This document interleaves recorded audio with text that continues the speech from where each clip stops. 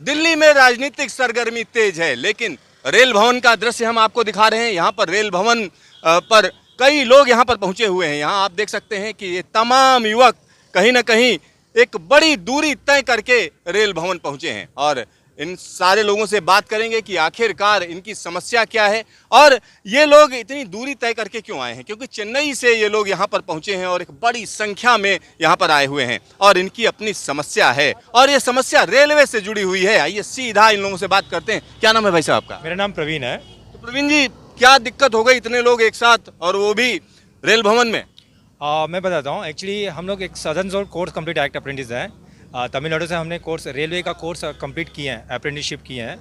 तो as per the 1969 act के हिसाब से क्या होता है, जो भी अप्रेंटिस कोर्स कंप्लीट करते हैं उनको जीएम पावर के थ्रू से लिया जाता है। उनको स्टेट सेफ्टी कैटेगरी में उनको जॉब नौकरी दिया जाता है, रेलवे का काम दिया जाता है। तो क्या हुआ है, रेलवे में देखेंगे तो 17 जोन है। 17 जोनों में से 16 जोन को 2016 तक सबको जॉब मिल चुका है। रेलवे अप्रेंटिस जो भी फिनिश किए हैं उनको जॉब दिया गया है। लेकिन साउथ जोन में क्या किया है कि 1998 बैच से लेकर अभी तक किसी को भी रेलवे को अप्रेंटिस में नहीं मिला है। यानी 1998 से लेकर अभी तक नहीं दिया? अभी तक नहीं मिला है हमें।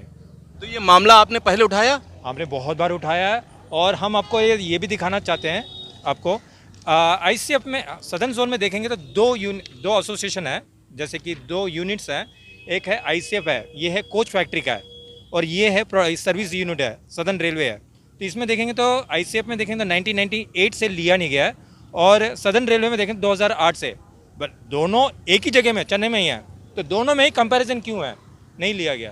तो ये बहुत बार हमने पूछा तो जीएम के पास कोई भी रिप्लाई नहीं आता था। हमें रिप्लाई क्या बोलते हैं? जवाब ही नहीं देते हैं। जवाब देते हैं, क्या बोलते हैं कि आपके ऊपर केस है। जब केस है तो अप्रेंटिस को कैसे ले सकते हैं कोर्स पढ़ाने के लिए? कौन सा केस है? वो बोल रहे हैं एक एक्चुअली अन एसोसिएशन यूनियन है जिन्होंने बैकडोर एंट्री के लिए केस डाला था। लेकिन ये केस किसके ऊपर है? जीएम के ऊपर है और रेलवे बोर्ड के ऊपर है, नॉट फॉर द अप्रेंटिस के ऊपर नहीं है। तो जब अप्रेंटिस के ऊपर केस है तो अदर जोन में कैसे ले सकते हैं और एंट्री कैसे अप्रेंटिस जो पढ़ने के लिए आते हैं उनको कैसे ले सकते हैं? तो ये तो राइट्स ही नहीं है। और 2016 के बाद मैं आपको दिखाता हूँ।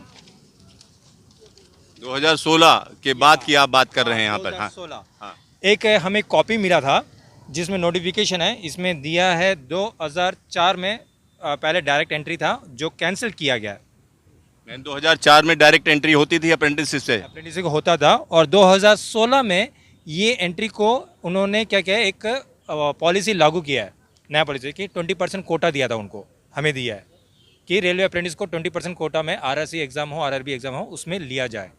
सेफ्टी कैटेगरी में ग्रुप डी एग्जाम है, लेकिन इस ग्रुप डी एग्जाम में भी बहुत बड़ा गोलमाल किया गया है। कैसा गोलमाल? गोलमाल मीन्स कि जैसे कि मैं आपको बताता हूँ, एग्ज़ाम है मेमोरेंडम कहूँगा। यहाँ आप समझिए, अप्रेंटिसशिप करके लोग घूम रहे हैं एक लंबे समय से और वही चीज़ यहाँ बताने के लिए, अपना दर्द बताने के लिए ये लोग इतनी लंबी दूरी तय करके आए हैं और यहाँ पर हर बार आश्वासन मिलता है कि हाँ हो जाएगा और यहाँ से वापस लौटा दिया जाता है। और आज भी एक आश्वासन मिला है, सीआरबी मिलेंगी लेकिन मिल नहीं रही हैं। यहाँ पर देखिए, मैं आगे भी पूछ रहा हूँ क्या हुआ। ये सब देखो, ये आरटीए कॉपी है, हमने जो आरटीए में डालकर लिया है कि देखो सेंट्रल रेलवे में 2011 में 169 मेंबर को लिया है, 2012 में भी 190 मेंबर्स को लिया है और 2016 में सेंट्रल रेलवे में 699 मेंबर्स को लिया गया है आरटी में। ये कौन है?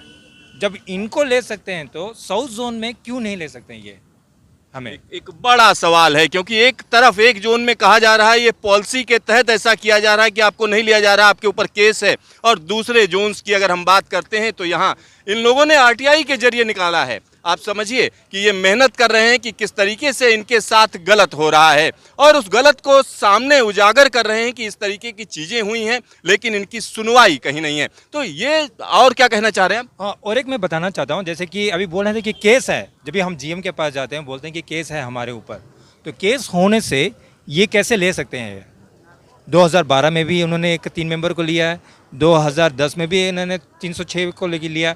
मैंने जो कोर्स कंप्लीट किया है मैंने 2004 में कंप्लीट किया था, तो मैं 2004 में कंप्लीट करता तो मैं इसके अंदर होना चाहिए था मेरा नाम, तो मेरा नाम क्यों नहीं है?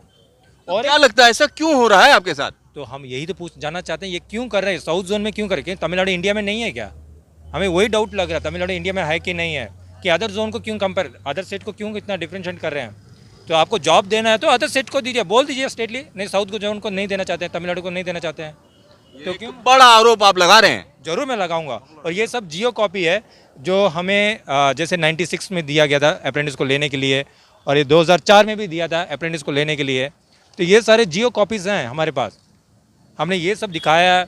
हमने ह्यूमन राइट्स में भी दिया है, SC/ST कमीशन में भी दिया हुआ कंप्लेन अपना, और OBC कमीशन में भी दिया हमने कंप्लेन, ह्यूमन राइट्स में भी दिया हुआ कंप्लेन, लेकिन वहाँ से भी कोई रिप्लाई नहीं हो रहा है। ये क्या हो रहा है पता नहीं चल रहा है कि तमिलनाडु को कुछ सपोर्ट करने वाले नहीं है, क्या तो रीज़न अब है? कितने लोग आप लोग आए हुए हैं यहाँ पर? अभी हम लोग 200 मेंबर्स हैं, लेकिन अभी जो आए हैं अराउंड 100 मेंबर्स आए हुए हैं अभी। यानी 100 मेंबर करीब आए हुए हैं।